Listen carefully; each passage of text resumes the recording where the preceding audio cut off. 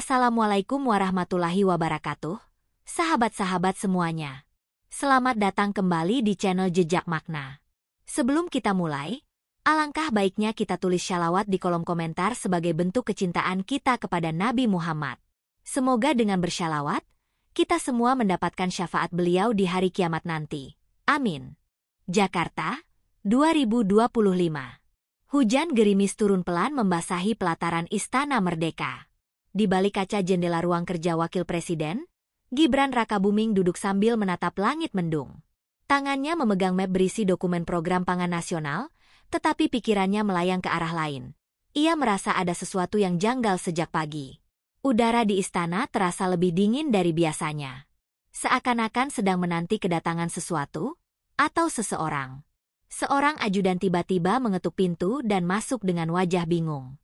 "Pak Wapres, maaf mengganggu. Ada seseorang, pria tua, mengaku bernama Soekarno. Ia minta bertemu langsung dengan Anda, sekarang." Gibran tertegun. Ia menatap ajudannya lekat-lekat, mencoba membaca maksud tersembunyi di balik kalimat itu. Tapi sang ajudan tampak tulus kebingungan. "Soekarno?" gumam Gibran. "Maksudmu, Bung Karno?" "Iya, Pak." Beliau memakai pakaian ala zaman dahulu, peci hitam dan jas safari putih. Dia tidak mau dipotret. Dan anehnya, semua CCTV di gerbang depan tadi tiba-tiba mati. Sejenak hening menyelimuti ruangan. Gibran berdiri, dadanya berdebar. Ia bukan tipe yang mudah percaya pada hal-hal aneh. Tetapi ini terasa berbeda. Seperti ditarik oleh kekuatan yang tak bisa dijelaskan, ia mengangguk. Bawa dia ke ruang Pancasila. Saya akan menemuinya. Ruang Pancasila yang megah dan hening kini terasa sakral. Gibran masuk perlahan. Dan di sana, di tengah ruangan, berdiri seorang pria tua dengan wibawa yang luar biasa. Peci hitam rapi di kepala, jas putih bersih, postur tegak, seperti dalam lukisan-lukisan sejarah. Gibran menahan napas. "Anda, benar-benar Bung Karno." Pria itu menatapnya dengan mata tajam namun penuh kasih. Suaranya berat dan dalam. "Aku adalah aku. Lahir di bumi ini sebagai Soekarno. Dan belum pergi sebelum bangsa ini selesai kutuntun." Gibran merasa lututnya lemas. Ia ingin meragukan sosok itu, tapi auranya terlalu kuat. Seolah waktu sendiri berhenti ketika pria itu berbicara.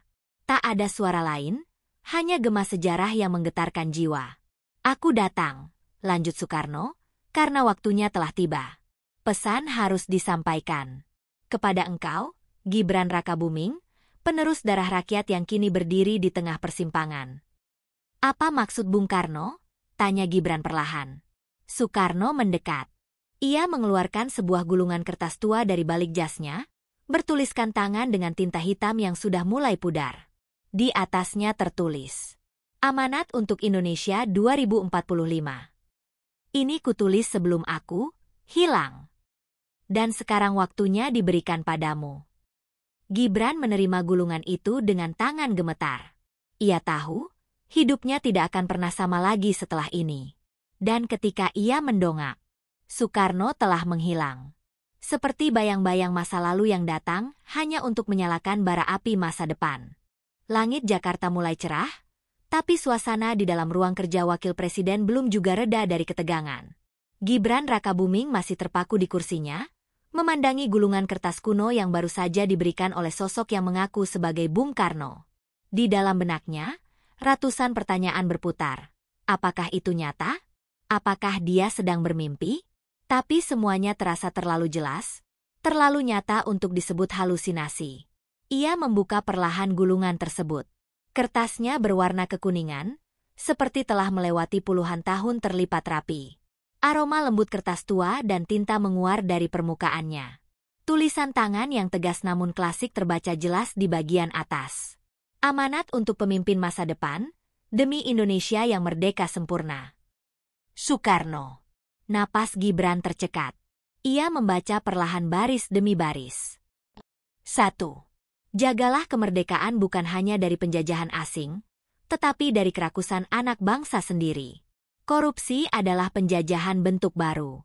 Siapapun yang berani melawan korupsi, Dialah pejuang sejati. 2. Rakyat bukan objek pembangunan, tetapi subjek utama.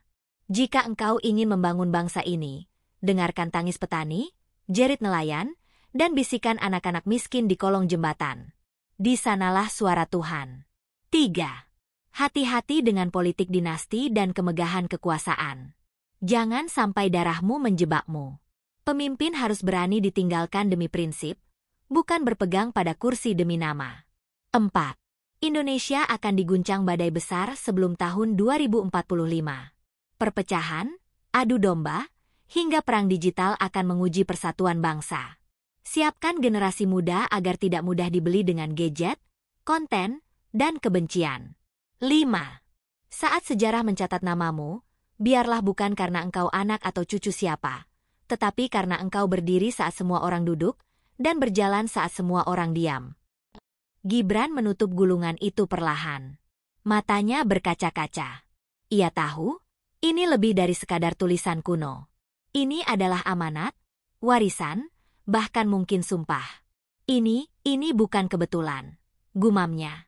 Ia segera memanggil ajudan ke ruangannya. Mas Bayu, ucap Gibran dengan nada tenang namun tegas. Rahasiakan pertemuan tadi. Anggap tidak pernah terjadi. Dan gulungan ini, saya minta dikunci di brankas pribadi saya. Siapkan juga ruang kerja tambahan untuk saya di Gedung Agung Jogja. Saya ingin menyepi beberapa hari. Siap, Pak. Namun sebelum sang ajudan pergi, Gibran menambahkan, oh ya, satu hal lagi. Saya ingin daftar seluruh pejabat tinggi yang pernah dituduh terlibat korupsi 10 tahun terakhir, tapi belum disidangkan. Jangan beritahu siapa-siapa. Kirimkan diam-diam malam ini ke tablet saya. Malam itu, di dalam ruang pribadi Wakil Presiden, Gibran termenung. Ia membuka kembali gulungan tersebut. Kali ini, ia menyadari ada sesuatu yang tak terbaca tadi siang. Sebuah tulisan kecil di balik kertas. Jika Indonesia ingin selamat, perhatikan gunung dan laut. Di sanalah rahasia kekuatan negeri ini disembunyikan. Gibran memicingkan mata. Gunung dan laut? Apa maksudnya? Ia lalu berdiri dan berjalan menuju rak buku. Menarik sebuah buku tua, Nusantara dalam lintasan sejarah geopolitik. Ia tahu, dalam sejarah negeri ini, gunung kerap berarti Jawa, dan laut merujuk pada kawasan maritim, terutama wilayah-wilayah rawan konflik seperti Natuna dan Papua. Apakah Bung Karno hendak memperingatkannya soal potensi konflik besar? Atau tentang kekuatan yang belum tergali, kekuatan Nusantara yang sejati? Gibran tak tidur malam itu. Ia menulis ulang isi gulungan dengan tangannya sendiri ke dalam jurnal rahasia. Ia merasa dirinya kini tidak lagi sekadar wakil presiden. Ia adalah penjaga wasiat sejarah. Penjaga api yang harus tetap menyala di tengah badai zaman. Pagi harinya, berita mengejutkan muncul di berbagai media nasional. Malam tadi, semua kamera pengawas di Istana Merdeka padam selama 17 menit. Tak ditemukan rekaman siapapun masuk atau keluar. Fenomena misterius. Di kolom komentar media sosial, berbagai teori liar bermunculan. Ada yang menyebutnya gangguan teknis, ada pula yang menyebut ini tanda alam. Tapi hanya Gibran yang tahu kebenarannya. Sebab ia telah bertemu sejarah. Ia telah menerima pesan terakhir seorang proklamator. Dan kini, api revolusi yang nyaris padam, menyala kembali di dadanya. Malam ketiga di Gedung Agung Yogyakarta. Udara dingin khas dataran tinggi memeluk setiap dinding dan lorong istana kuno yang pernah menjadi tempat Bung Karno memimpin dalam masa revolusi. Di ruang kerja yang dulunya digunakan Presiden pertama RI itu, kini Gibran Rakabuming duduk sendirian, dikelilingi tumpukan buku, peta, dan catatan-catatan kecil yang ia buat sejak menerima gulungan wasiat misterius dari Soekarno. Kata-kata, gunung dan laut, terus terngiang di benaknya, seperti mantra yang menuntut ditafsirkan. Pagi harinya, Gibran mengundang seorang sejarawan muda, Dr. Kinasih Paramita, dosen sejarah geopolitik dari UGM. Wanita berusia awal 40-an itu dikenal sebagai peneliti mendalam sejarah kekuasaan lokal di Nusantara, terutama tentang aspek geopolitik spiritual dan geostrategis kawasan pegunungan dan maritim Indonesia. Saya ingin tahu, Bu Kinasih, ucap Gibran sambil menunjuk peta besar di mejanya, Apa hubungan antara pegunungan dan kekuasaan di Nusantara? Dokter Kinasih mengangguk pelan, lalu mulai menjelaskan. Gunung di Nusantara, khususnya di Jawa, bukan sekadar bentang alam. Gunung adalah pusat kekuatan spiritual, militer, dan bahkan intelijen di masa kerajaan. Lihat saja Kerajaan Mataram, Majapahit, hingga era Soekarno, selalu ada koneksi ke gunung, baik secara fisik maupun simbolik. Gunung tempat bertapa, membangun kekuatan batin, sekaligus tempat persembunyian taktis. Tapi, gunung juga tempat orang membangun amanat. Gibran tercenung. Bagaimana dengan laut? Laut adalah wilayah perbatasan kekuasaan, tapi juga sumber pengaruh. Dari laut datang penjajah, dari laut pula datang perdagangan. Tapi dalam mitologi dan sejarah, laut adalah tempat kekuatan liar, tidak terkontrol oleh pusat kekuasaan. Siapa yang menguasai laut, dia mengendalikan arus. Jadi, Gibran menyambung, kalau Bung Karno bilang gunung dan laut, maksudnya dia memberi saya peringatan tentang pusat-pusat kekuatan yang terlupakan. Bisa jadi. Tapi juga bisa berarti, Bung Karno meninggalkan sesuatu di sana. Sesuatu yang lebih dari sekadar simbol. Sesuatu yang nyata. Malam harinya, Gibran memutuskan sesuatu yang berani. Ia memanggil tim kecil kepercayaannya, Mayor Teddy dari Pas Pampres, Dr. Kinasih, dan Kepala BIN Wilayah DIY. Ia menunjukkan peta kawasan Pegunungan Merapi dan garis pantai selatan dari Pacitan hingga Gunung Kidul. Saya yakin, Bung Karno menyimpan sesuatu. Sebuah arsip, atau pusat kendali, atau entah apa, di kawasan ini. Saya ingin kita selidiki diam-diam. Tapi, Pak, ucap Kepala BIN pelan, daerah selatan itu banyak mitos. Banyak tempat dianggap angker, terutama yang dekat dengan pantai selatan. Apa ini aman? Gibran menatap tajam. Saya tidak peduli dengan mitos. Saya sedang mencari jejak sejarah. Ia lalu menunjukkan satu titik di peta, Parangtritis, sebuah gua kuno di balik Bukit Karang, disebut-sebut dalam banyak dokumen sebagai tempat Bung Karno pernah menghilang diam-diam di tahun 1958, selama 3 hari, tanpa catatan resmi. Di sanalah ia konon menerima visi kebangsaan. Besok pagi kita ke sana.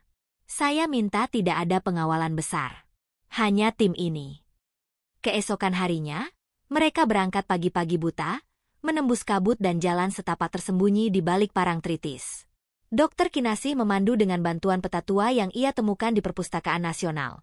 Peta buatan tangan seorang fotografer istana yang dulu dipercaya mendokumentasikan perjalanan rahasia Bung Karno ke kawasan selatan.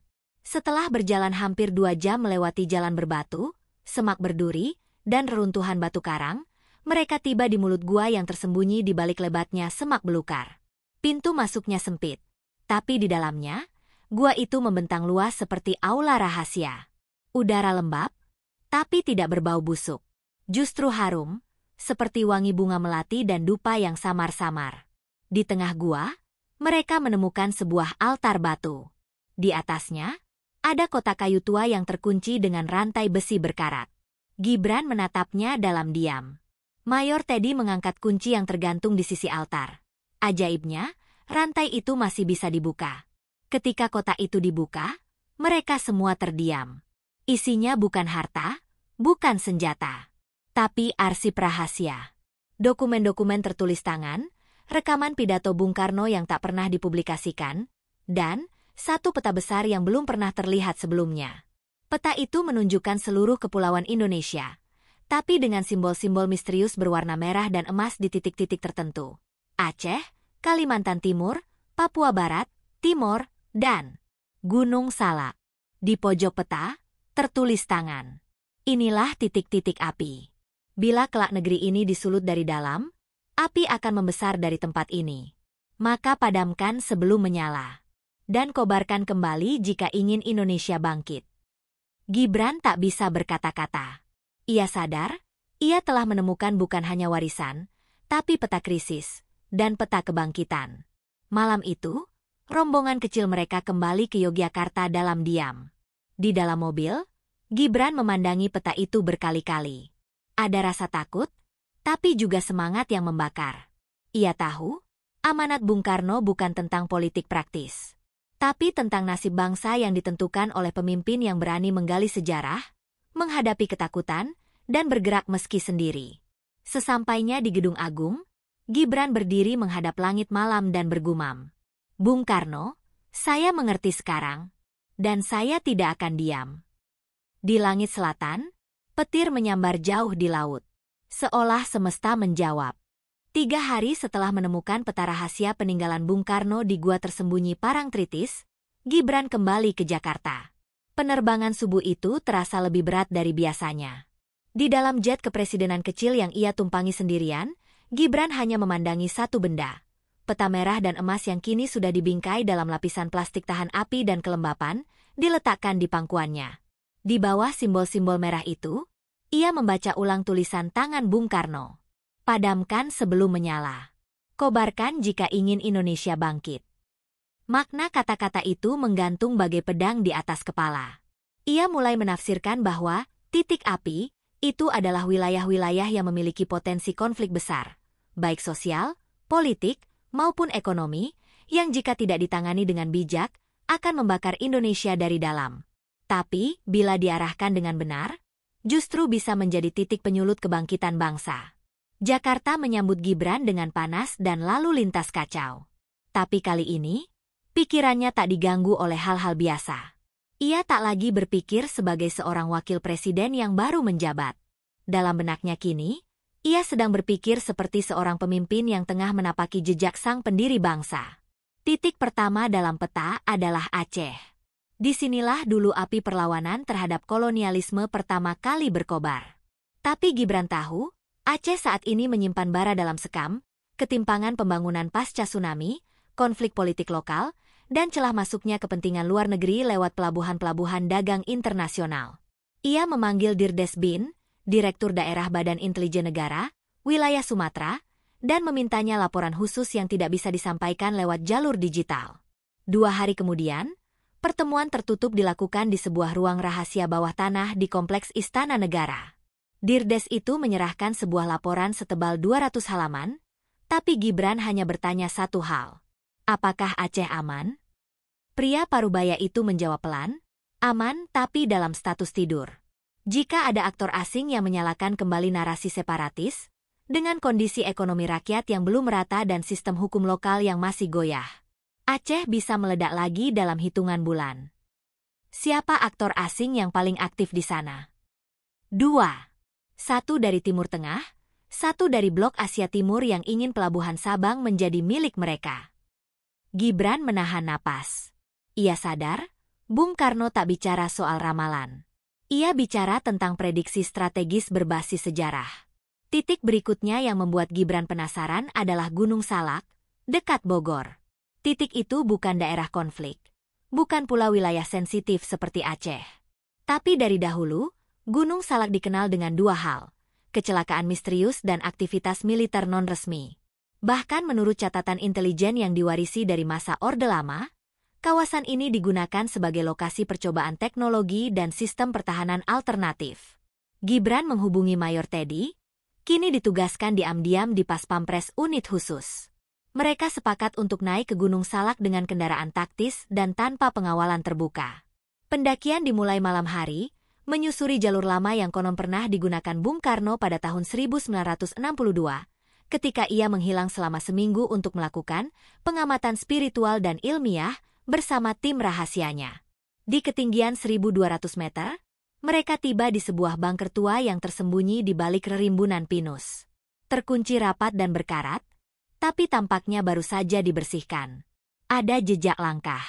"Pak, tempat ini, ada yang sudah datang duluan," bisik Teddy. Gibran mengangguk. Ia menyuruh timnya siaga, lalu perlahan masuk ke dalam. Di dalam bunker, tak ada senjata, tak ada perangkat militer. Tapi ada sesuatu yang membuat Gibran terpaku, lukisan Bung Karno, bukan yang biasa. Tapi lukisan dengan jas lapangan dan latar belakang peta benua Asia. Dan di bawah lukisan itu, ada tulisan, "Indonesia bukan sekadar bangsa. Ia adalah poros. Jika ia tumbang, timur runtuh. Jika ia bangkit, dunia berpaling." Di ruangan itu, Mereka menemukan peta kedua, lebih tua, dan kali ini menampilkan bukan hanya wilayah Indonesia, tapi juga rute pelayaran internasional yang melewati Laut Natuna, Laut Banda, dan perairan Maluku. Di beberapa titik, ada tanda X berwarna merah tua. Gibran sadar, Bung Karno mewariskan dua peta. Satu tentang titik api di daratan, satu lagi tentang arus kuasa di laut. Malam itu, kembali di Istana Merdeka, Gibran berdiri di balkon, menatap kota Jakarta yang penuh lampu dan asap. Di dalam ruang kerjanya, dua peta warisan Bung Karno terbentang di meja besar. Ia tahu kini, amanat Bung Karno bukan hanya tentang moral bangsa, tapi tentang persiapan nyata menghadapi masa depan.